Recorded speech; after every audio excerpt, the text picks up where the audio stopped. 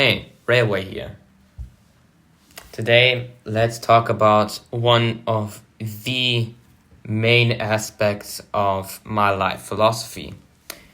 And in case you haven't watched my other videos on the TAMP series before, then I can recommend it. I know some of these videos are long, but it is worth it. You can break it up into different parts and get one revelation after another, day after day. So, anyways, today I would like to discuss the catchphrase, yourself is an other. Now, the sentence seems like nonsense at first, right? And would you have asked me 2 years ago, even longer, then I would have agreed. However, let me explain to you what I mean when I use this phrase. Yourself is an other. It states no more but the fact that you need to treat yourself the way you would want to treat others. Usually the phrase, and for instance, I think many people are familiar with the golden rule. It states that you should treat other people the way you would want to be treated. But what if we reverse that and say, treat yourself the way you would want to treat others? Think of it the other way around as well. Not only one direction, but in both. So what this does is you realize how much you are hurting yourself mentally.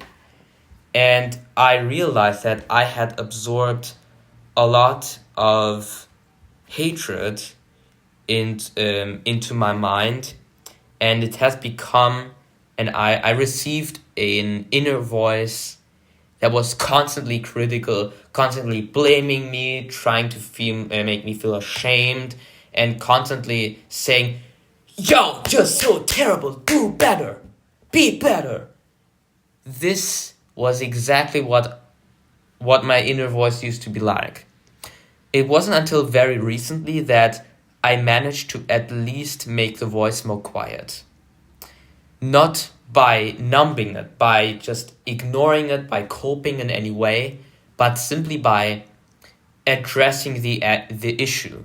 So what I did was ask myself, why was I treating myself so harshly in the first place? I mean, there must be some reason for it, right? And after a while, it turned out that the reason that I was pushing myself so hard and the reason that my voice was so punishing came down to two elements.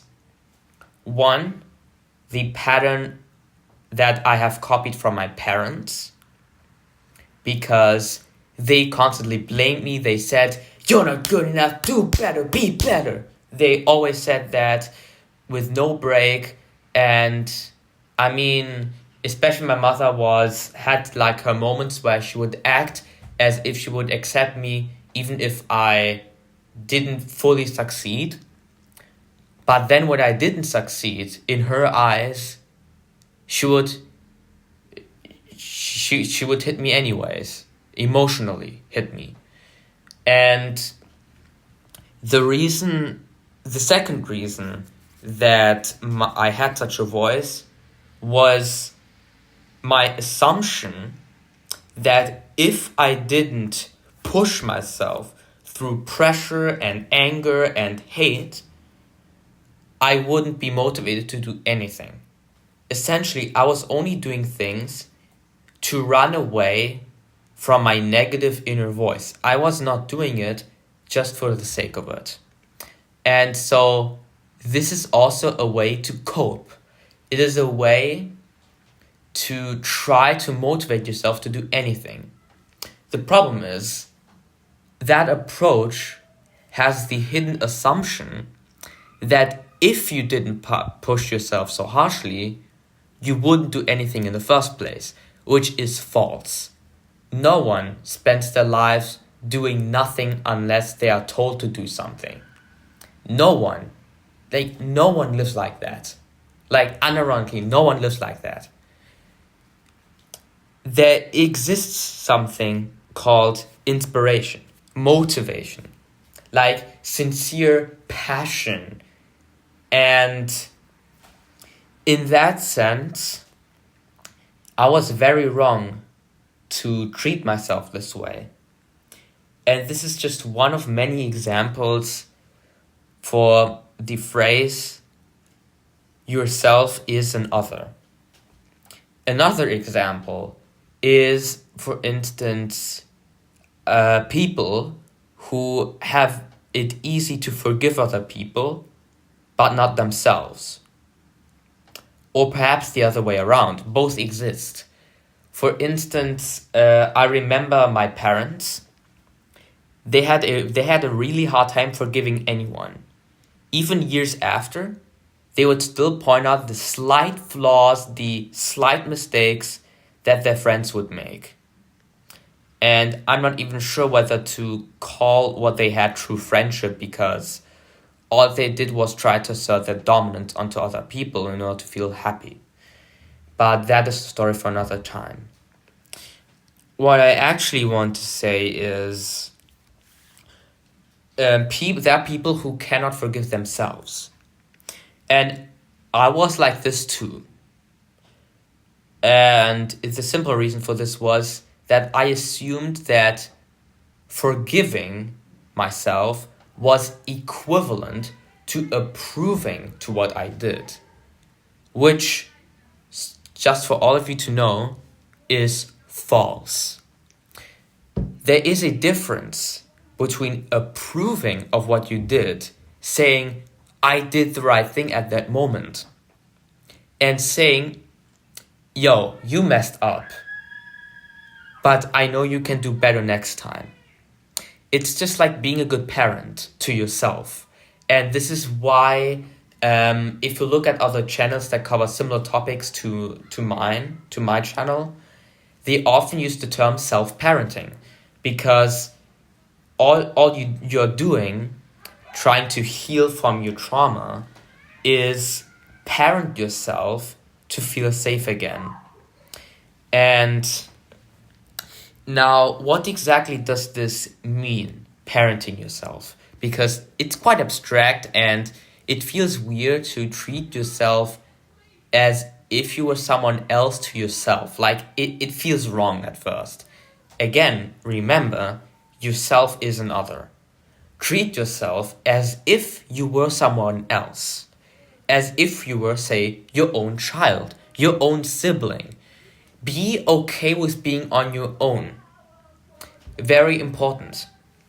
As other self-help channels point out, if you don't feel comfortable being on your own, then when you are with other people, you will always fear to lose these people, because it means being with yourself again. And if you can't deal with that, this is what you're trying to run away from. And so I have learned that from watching other YouTube channels on these topics that I previously had barely any understanding of. I was still learning how the human brain ticks, and I was still learning how the relation with yourself should be, what it should look like. I had no idea, I was never taught. And I would like to address this parenting in particular for when you can't forgive yourself. Imagine you have yourself in front of you. Perhaps your younger self, perhaps your current self. Maybe if you messed up right at the moment. And be serious with that child. And remember, that child is just you, but again, it's the child. The inner child, so to speak. And now, what you want to do is say, yo, you messed up, like, seriously. What you did was not okay. You say this, yes, but it doesn't come with the tone of, I hate you. This is not what you're doing. What you're doing is clearly and directly expressing what things are truly like. It is not about saying, yeah, no problem that you did that, because otherwise you will do it again. This is not what you want. So what you actually want to do is say, after you are so serious with your child, you want to say, come on, I will help you, I will guide you, you will do better next time, and I'm confident, I trust you enough that I can assume that you will do better next time. This is what you actually want to do. You want to trust yourself enough that you can be confident that you will do better next time, that you will have learned your lesson. This is the proper approach to learning from your experiences. It is not hating yourself for what happened, but teaching yourself how to do things better next time. Not in the way of, yeah, be better, I hate you, be better, man, or else I don't love you. This is what my parents did. This is also what in the internet many people refer to as Asian parenting. If you have no idea about that, basically, it is, I know it doesn't apply to all Asian families, just to be clear, but it is an image that many people have that does have its roots in reality, though, that due to the culture they have, and it's especially the case in like China, Japan, Korea, and so on, it is very true that people there, the parents there, act through discipline, through like the iron fist. And the idea of the iron fist is the assumption that people are born evil, they will do bad things unless you tame them. This is something that I have criticized in a previous video, but I can't say it often enough. Please assume first that the person will be good, will have good intentions. It is not like a child would want to get themselves into trouble. An adult wouldn't want that. I wouldn't want that either. We don't want to get into trouble. Sometimes we get into trouble because maybe we don't know better or we set our priorities wrong. This can happen, and it's a part of the learning experience. It's a part of life. Okay? Just to set the stage here. Now, in case you want to know more on that kind of parenting, so that you have an example of what you should not be like, please, then there are many videos on that on YouTube. There are many channels that cover this topic explicitly and in particular. And in fact, I cover this topic as well because while I am not of Asian origin at all, I am from Hispanic origin, from Spanish-speaking countries. And actually in Hispanic families, the family situation is often very, very similar, where the iron fist takes place.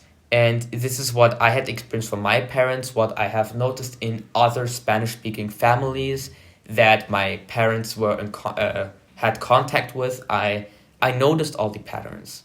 And I'm telling you all of this so that you don't have to learn it the hard way, like I did. I hope you take, if you take one thing from this video, it is to be kind to yourself. And with that, cheers, see you next time, and I hope you'll better.